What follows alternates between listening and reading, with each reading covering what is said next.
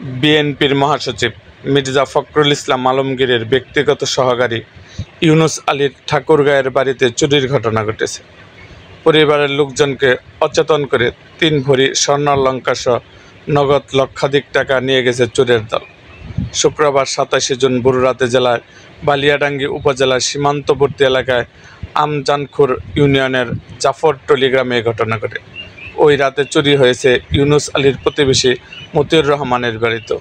তবে ঘটনার সময় বাড়িতে ছিলেন না বিএনপির মহাসচিবের ব্যক্তিগত সহকারী ইউনুস আলী। খবর পেয়ে সকাল ও বিকালে ২ দফায় ঘটনাস্থল পরিদর্শন করে চুরির ঘটনা তদন্ত শুরু করেছে পুলিশ।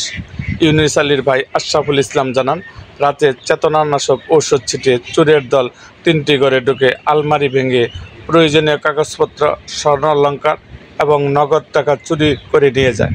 চুরির সময় বাবার ঘরের দরজার বাইরে থেকে লাগিয়ে দেয়। সকালে প্রতিবেশীদের মোবাইলে ডেকে এনে দরজা খুলে দেখি গেটের বাইরে কাগজগুলো ফেলে গেছে।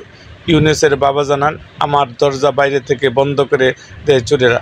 ফজরের নামাজের সময় বের হতে না পেয়ে ডাকাডাকির মাধ্যমে সবাই চুরির ঘটনাটি অবহিত হয়।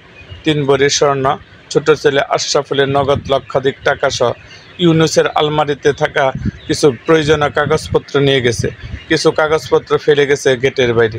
ইউনুসের প্রতিবেশী মতিউর রহমান জানান, আমার বাড়ির সুকেস ও ট্রাঙ্ক থেকে নগদ টাকা ও স্বর্ণালংকার নিয়ে গেছে। বাইরে কাগজগুলো ফেলে গেছে। আমরা ইউনুসের মনে করে তার বাইকে দিতে গিয়েছিলাম, পরে দেখি এসব আমাদের কাগজপত্র। মতিউরের স্ত্রী সালেহা বেগম জানান, বিএনপির মহাসচিবের স্যারের সাথে থাকেন ইউনুস ভাই। তার প্রতিবেশী হিসাবে আমরা নিশ্চিন্তে ছিলাম। চুরির পর এলাকায় আতঙ্ক বিরাজ করছে। প্রতিবেশীরা বলেছেন, ইউনুসের বাড়িতে যদি চুরি হয় তাহলে আমাদের কি হবে, নিরাপত্তা কোথায়? এই চুরির রহস্য দ্রুত উন্মোচন করে চোরদের শাস্তির দাবি জানিয়েছেন।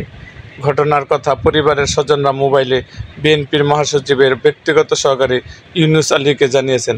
তিনি আইনের আশ্রয় নিতে বলেছেন তার ভাই আশরাফুল ইসলামকে। ঘটনাস্থল পরিদর্শন শেষে বালিয়াডাঙ্গি থানার ওসি শওকত আলী সরকার জানান, পুলিশ ২ দফায় ঘটনাস্থল পরিদর্শন করেছে। থানা থেকে ঘটনাস্থল প্রায় ১৩ কিলোমিটার। আমরা ভুক্তভোগী পরিবারের সদস্যের সাথে কথা বলেছি। তারা সন্ধ্যায় থানায় লিখিত অভিযোগ দেবেন। আমরা চুরির ঘটনা তদন্ত শুরু করেছি। এরকম আরও ভিডিও পেতে আমাদের মুক্তাগাছার ইতিহাস মিডিয়া ইউটিউব চ্যানেলটিকে সাবস্ক্রাইব করুন এবং পাশে থাকা বেল আইকনটি বাজিয়ে দিন।